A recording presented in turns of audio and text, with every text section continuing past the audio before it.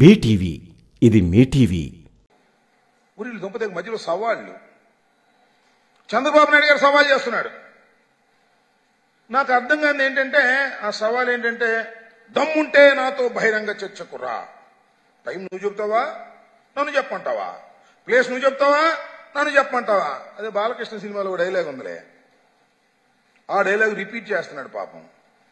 బాలకృష్ణ చెబితే హీరో కాబట్టి కాస్త మేకప్ గీకప్ ఉంటుంది, మ్యూజిక్ ఉంటుంది కాబట్టి కొద్దిగా కామెడీగా అయినా బాగుంటుంది. నువ్వు చెబితే ఏం బాగుంటుంది చెప్పు? సవాళ్ళు నువ్వు విసిరితే బాగుంటుందా? చంద్రబాబు నాయుడు గారు నాకు అర్థం కాలేదు. ఏనికంటావు? చర్చకి రావాలా?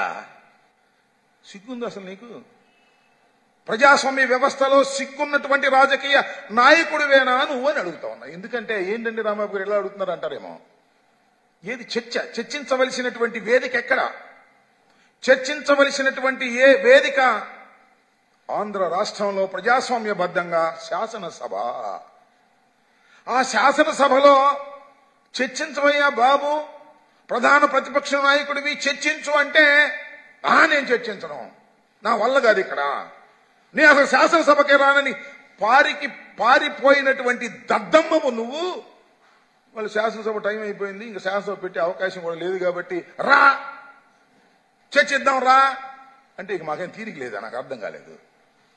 జగన్మోహన్ రెడ్డి గారికి తీరిక లేనటువంటి సమయంలో, సిద్ధమవుతున్నటువంటి సందర్భంలో, బిజీగా ఉన్నటువంటి సందర్భంలో అబ్బా మా చంద్రబాబు కూడా సవాల్ చేశాడని అనిపించుకోవడం కోసం దద్దమ్మ సవాళ్ళు చేస్తున్నావు. సరే ఓకే, నువ్వు చేయొసా సవాలు, రా, నేను సిద్ధంగా ఉన్నా. ఎవ్వరూ అవసరంలా. జగన్మోహన్ రెడ్డి గారు చాలా బిజీగా ఉన్న, నీలా ఖాళీగా లేడు. మేము టిక్కెట్లు, సిద్ధం ఏర్పాట్లు, ఎన్నికల కోసం మేము ప్రణాళికలు వేసుకోవడం, we are all very busy. Our leader is very busy. అసలు నీకు సవాలు చేసే నైతిక హక్కే లేదు. ఎందుకంటే శాసనసభ అయిపోయిన తర్వాత నువ్వు సవాలు చేస్తున్నావు చర్చల గురించి. కాబట్టి నీకు అలాంటి సవాలు చేసే నైతిక హక్కే లేదు. లేకపోయినా కాసేపు for a while I'm ready. లేదా ఇంకెవరన్నీ పంపించమంటే పంపిస్తాం. దేనికైనా సిద్ధం.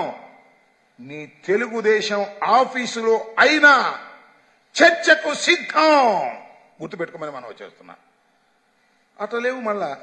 అయితే ఒక షరతు, అబ్బా నాతో చర్చకు నువ్వు రావులే, వస్తే ఒక షరతు, చర్చ అంతా అయిపోయిన తర్వాత బావురుమని ఆడవకూడదు. అది మాత్రం గుర్తుపెట్టుకోమని మనం చేస్తున్నా. మీకు గనక ఈ వీడియో నచ్చినట్లయితే మన ఫ్రెండ్స్ అందరికీ షేర్ చేయండి. మీ బీటీవీని సబ్స్క్రైబ్ చేయండి ప్లీజ్. బీటీవీ ఇది మీ టీవీ.